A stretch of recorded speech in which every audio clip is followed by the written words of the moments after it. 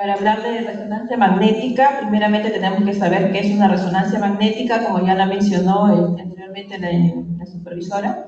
Es uno de los exámenes, es uno de los procedimientos, es uno de los procedimientos más seguros y más inocuos para el paciente, porque como se sabe, la resonancia magnética no utiliza radiación, es contrario, la resonancia magnética utiliza protones del átomo que al ser sometidos a un campo magnético, en este caso los componentes de un resonador, como está en la gráfica, puede visualizar de que consta de un gran imán, que es el campo magnético tan inmenso donde el paciente va a entrar dentro de ese imán y ese campo energético va a ser sometido al paciente, donde los protones nucleares se van a activar con la energía a través de la emisión de la radiofrecuencia, y esa radiofrecuencia es la que va a emitir una señal hacia un ordenador, que en este caso es la computadora, donde se van a graficar las imágenes, donde se van a hacer cortes sagitales, coronales y transversales, para que el médico radiólogo después haga el debido diagnóstico de esas imágenes y poder emitir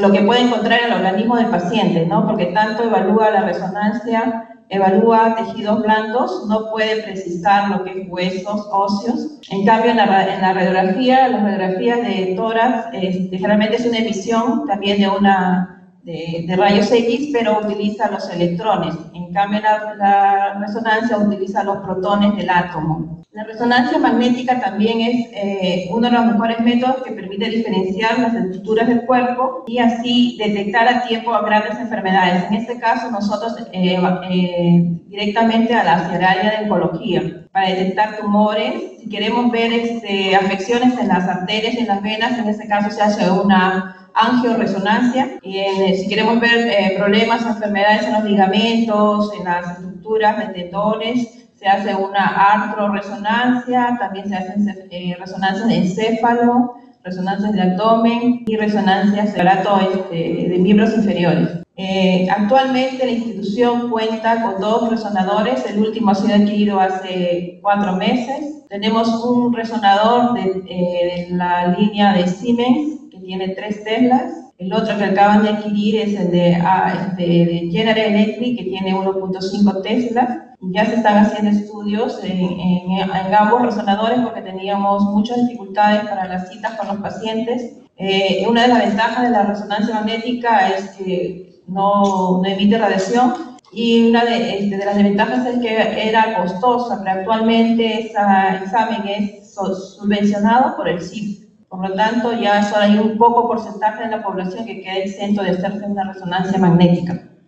Para poder hacer el examen, tenemos que el paciente va a ser recostado en una camilla y primeramente ahí entra a tallar la enfermera a hacer la valoración, ¿no?, del paciente, en qué condiciones llega, si el paciente está lúcido, orientado, si va a colaborar, se le explica el procedimiento. Previamente a esto la enfermera le realiza una entrevista para conocer sus antecedentes y ver de qué manera puede contribuir con el examen. Porque muchas veces hemos encontrado que hay pacientes que son claustrofóbicos, que no saben, que tienen miedo a estar en espacios cerrados. Entonces, en esos casos al paciente se le da una explicación de cómo es el examen, que va a tener una antena sobre su cabeza, en el caso de fuera una resonancia de encéfalo, para que colabore, se le persuade y se le explica cuánto tiempo va a durar el procedimiento, que normalmente es entre 20 o 30 minutos hasta 45, depende si el paciente tiene que estar totalmente quieto para que la resonancia salga bien las imágenes. Si el paciente presentara dificultades, no colaborara, dentro de la sala tenemos un monitor donde podemos observar al paciente y le proporcionamos primeramente el signo de llamado, que es un timbre para que, si el caso el paciente no pueda estar más de 10 minutos dentro del resonador, nos avise para suspender el examen. En esos casos, esos pacientes que no colaboran son derivados al área de anestesiología, porque así sean adultos, tienen que ser sometidos bajo sedación el procedimiento. Ya ahí se hace una reprogramación. Y otra de las características de un resonador es que el resonador emite un ruido característico, que es como si estuvieran taladrando la pared. Entonces, para disminuir esa molestia en el paciente, lo que hacemos es colocar audífonos y muchas veces, en otras oportunidades también, cuando el paciente es muy ansioso, se le coloca música en el audífono y para que pueda durar quieto durante el examen los 20-30 minutos que tenga que permanecer echado. Si el paciente tampoco no tolerara por dolor, por la enfermedad que la tiene muy avanzada, en esos casos también se deriva anestesiología. El examen, como ven, no provoca mayor incomodidad del paciente, no produce dolor. Se usa un medio de contraste donde la enfermera va a visualizar las características de las venas del paciente y con toda la bioseguridad del caso va a ubicar la vena correspondiente. En este caso nosotros, como usamos el medio de contraste en forma manual, no utilizamos bombas infusoras, el calibre del ABOCAL que se utiliza es número 22. Generalmente es en el dorso de la mano, salvo que sean con angioresonancia, que son estudios casi rápidos y dinámicos, se utiliza la vena de la flexura con un ABOCAL 20. Si fuera una resonancia de mama, la ubicación del paciente va a ser boca abajo, bien la ubicación del ABOCAL va a ir en la posición del dorso de la mano. ¿En qué casos no se debe usar, está contraindicado la resonancia? La resonancia, como hemos visto, así como ha ido evolucionando la tecnología, sabemos que desde hace varios años atrás, 20 años atrás, siempre los marcapasos son unos dispositivos coronarios que se colocan en el paciente con insuficiencia cardíaca, tienen un material que no es compatible con el resonador. Entonces, definitivamente en esos casos, los pacientes no pueden ser sometidos a una resonancia magnética, tienen que optar por otro tipo de examen. Aunque la ciencia, la tecnología dice que está trabajando en este tipo de dispositivos para que sean de otro material tipo titanio que sí es compatible con el resonador. Pero actualmente no hay ningún resonador que admita un marcapaso en un paciente coronario. Otra de las contraindicaciones que ya mencioné fue la claustrofobia. Pacientes que tienen temor a estar encerrados no pueden hacerse la resonancia. Cuando hay prótesis vasculares en pacientes cardíacos también. En caso de los tatuajes, hace 20 años atrás se utilizaba un tinte con componente metálico, que es el óxido ferroso. ¿Qué es lo que ocasiona cuando un paciente entra con tatuajes a hacerse una resonancia magnética? Por la emisión de protones y la alineación de la radiofrecuencia, ese campo magnético lo que hace es elevar la temperatura en la piel del paciente. Entonces el paciente lo que va a evidenciar y va a sentir es una quemazón, una sensación de ardor. Algunos pacientes han manifestado que sienten como una corriente eléctrica en su cuerpo.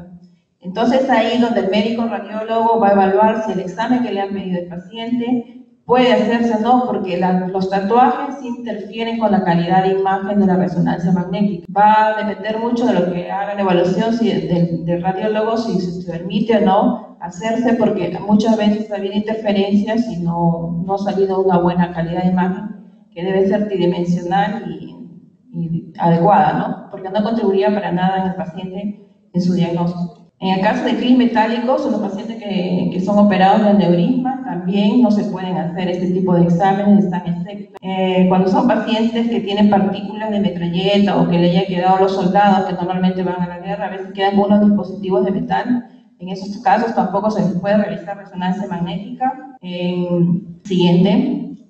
Lo que se le dice al paciente es que no debe portar también joyas, celulares, ningún tipo de metal, porque como la máquina es magnética, automáticamente va a jalar todo eso y muchas veces el campo magnético cuando está prendido es tan fuerte que esa misma llave o ese mismo dispositivo punzante puede herir al paciente porque sale volando y al volar puede ocasionar una penetración en el ojo, puede dañar al paciente o al mismo personal de salud. Los bolígrafos, los clips, las agujas, los catéteres, porque hay un reporte del año pasado en el hospital de la India donde un joven de 32 años fue a hacerse una resonancia magnética y el personal de salud informó que el resonador estaba apagado, pero él era un paciente con problemas respiratorios y estaba con su balón de oxígeno.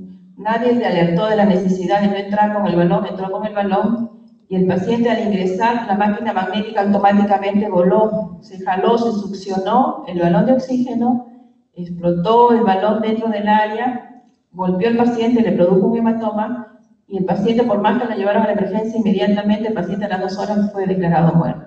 Entonces, es de suma importancia conocer que a veces ciertas ligerezas, ciertas faltas de ponerse a pensar de qué es lo que estamos haciendo puede ocasionar al paciente un daño muy severo, en este caso la muerte, que fue fatal en el paciente, ¿no? Y en este caso fue demandado el médico, porque el médico en ningún momento la familiar le alertó que no podían entrar con un balón de oxígeno, ni bombas infusoras. En los casos de nosotros, todo material que ingresa al área, tenemos camillas, silla de ruedas que sean compatibles con resonador, que son a base de titanio o a base de aluminio. No puede ingresar otro metal porque todo eso ocasionaría lo que ya les he mencionado. Más adelante les voy a pasar unas fotos para que vean los tipos de accidentes que han ocurrido en otros lugares. La función de la enfermera. La enfermera, como ya dije, tiene que conocer cómo es el área, cuáles son las cosas que debe conocer y evitar. Cuando pasan estos tipos de accidentes dentro del resonador, hay un botón automático que eso lo tiene de uso exclusivo el tecnólogo médico, que es el que realiza el examen. Que si hubiera una imprudencia o una negligencia, que no esperemos que nunca pase, hay un botón donde se puede paralizar y se paga automáticamente todo. Porque ha habido situaciones en las cuales ha habido desconocimiento. Los oxímetros que normalmente usamos en pisos no se pueden ingresar al resonador. Una vez hubo una situación que una colega fue al área, no conocía lo que era la parte de rayos X, de resonancia, e ingresó con el oxímetro. Y esa máquina, automáticamente, menos mal que la máquina se le alertó a tiempo, lo tuvo en la mano, no lo pudo jalar, succionar, pero sí la máquina se paralizó por una semana. Entonces también ha ocurrido, menos mal no fue a gravedad, pero todo eso depende mucho de nosotros. El oxímetro, el único que nosotros podemos usar en el área, es uno de fibra óptica. Los demás no pueden ingresar, ni estetoscopio, ni nada. Si pacientes que están con electrocardiograma, con infusión de bomba, que están con su infusión de inotrópicos, dopamina, se les hace saber al médico o intensivista de que se tiene que medicar para suspender mientras va a durar los 20-30 minutos el examen, pero no pueden ingresar con esos implementos, porque es sumamente riesgoso. Después que la enfermera le hace participar al paciente de todo eso, observa, recibe el paciente ambulatorio, o sea hospitalizado, o sea de urgencias, hace la entrevista, hace firmar el consentimiento informado, porque ponemos sustancia de contraste, que en este caso es el gadolinio, y sobre todo que aclaramos, ¿no?, que el medicamento gadolinio es un medicamento metamagnético, que también tiene un componente que ayuda, es un tinte que ayuda en la interacción del campo magnético para pintar en los espacios, en los segmentos de las secuencias de T1 y T2, y le explicamos, ¿no?, la única recomendación, que no haya interacción con alimentos, solamente que debe ingerir durante el día los 2 litros de agua, porque es el medicamento más nefrotóxico que el iopamidol. La presentación es de 15 miligramos por decilitro y nosotros usamos las dosis de 0.2 mililitros por kilo de peso. Si un paciente viene con 70 kilos de peso, le ponemos 14 centímetros. Como la inyección es manual, pues digo, la perfusión que ponemos no es tan fuerte como la que se usa en tomografía. Asimismo, a pesar que se le hace la charla, se les vuelve a reiterar si tiene algún implante metálico en el cuerpo, porque a veces el paciente se olvida que han sido operados y de repente hay una prótesis en alguna parte del hueso que no comunicaron. Todo eso se tiene que verificar. Son varios filtros, la enfermera es la primera en observar, en evaluar, luego está el tecnólogo y después pasa en manos del médico radiólogo. La siguiente. Ya después que se le prepara, se hace todo el examen, termina el procedimiento, el paciente no, como dice, no le produce ningún dolor, ninguna molestia, el paciente se le retira la vía, sale de su casa, con las recomendaciones del caso, y explicarle de que el examen, lo que se le ha puesto es para contribuir con su enfermedad, para tanto el seguimiento o para diagnosticar, y en el caso de pacientes con sedación, la enfermera que trabaja en el área de resonancia trabaja en coordinación con la enfermera de sedación los días martes, jueves y sábado, donde la enfermera de sedación prepara a los niños pediátricos menores de 5 años para el examen de resonancia y se coordina internamente para hacer el traslado, y es la enfermera de resonancia la que monitoriza durante el examen del paciente la evolución, la administración de anestésico y la administración de contraste. De ahí se le entrega a la enfermera de sedación para que continúe con el monitoreo posterior a los efectos de la sedación. Todo actuar que la enfermera hace en el área de resonancia siempre tenemos que tener un registro. Tenemos un registro de la producción del día. Normalmente ahora, como tenemos 2 resonadores, estamos atendiendo un promedio de 30 pacientes por día. Y es la enfermera la que prepara al paciente, lo traslada y le da el alta a su casa, y asimismo tiene que registrar, aparte de la producción, el uso de contraste, porque el servicio proporciona el contraste y se tiene que llevar un control de la cantidad que se entrega y de lo que queda para el turno noche, porque también se atiende el turno noche. Siguiente, como les había mencionado, el gadolinio es el medicamento que se usa para resonancia, se administra por vía intravenosa y la dosis ya la mencioné, 3.12 kilos de peso. Siguiente, las fotos que le voy a pasar a continuación es lo que puede ocurrir cuando la enfermera no está atenta y permite que en el traslado del paciente vengan con camillas. Un paciente cuando viene desde emergencia con camilla, lo que debemos hacer es trasladarlo a nuestra camilla de aluminio o de titanio para que no pase estos eventos, porque estos eventos se han pasado, no en nuestro país, pero sí ha habido reportes en otros países donde se hace una silla de ruedas, una silla rodante, siguiente, que se han quedado atrapados en el magneto, y eso produce tanto un perjuicio para el Estado, para la institución, un daño para el paciente donde se está trasladando. Por ejemplo, cables metálicos, ahí hasta un coche se ha ido. Nosotros ahora contamos con una máquina de anestesia que es compatible con los resonadores, esta camilla. Ha habido reportes de accidentes de esta magnitud. Es muy importante que lo conozcan para que lo transmitan y sepamos un poquito más. Eso es todo, muchas gracias.